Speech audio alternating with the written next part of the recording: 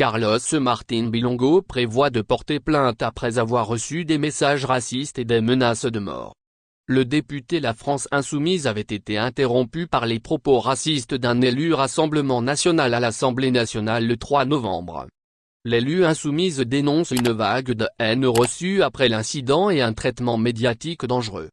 Carlos Martín Bilongo compte porter plainte suite à la vague de messages de haine et de menaces reçus sur les réseaux après son intervention mouvementée la semaine dernière à l'Assemblée nationale, a-t-il annoncé mardi 8 novembre à France Info.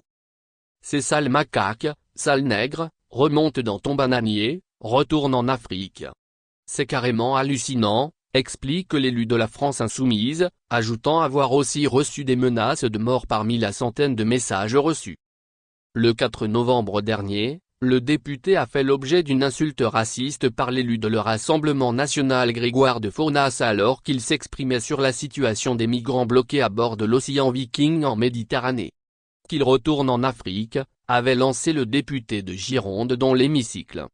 Unanimement condamné par la classe politique, à l'exception de l'extrême droite, les propos de Grégoire de Fournas ont été largement commentés pour tenter de déterminer si l'insulte raciste s'adressait ou non à Carlos Martín Bilongo. Des agitateurs de haine.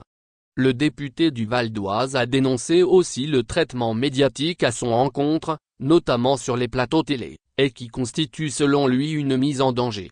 Tout ceci profite à la fachosphère pour venir, encore une fois, insulter, stigmatiser et menacer un élu de la République. Ces chaînes doivent cesser d'être des agitateurs de haine, a déclaré Carlos Martín Bilongo.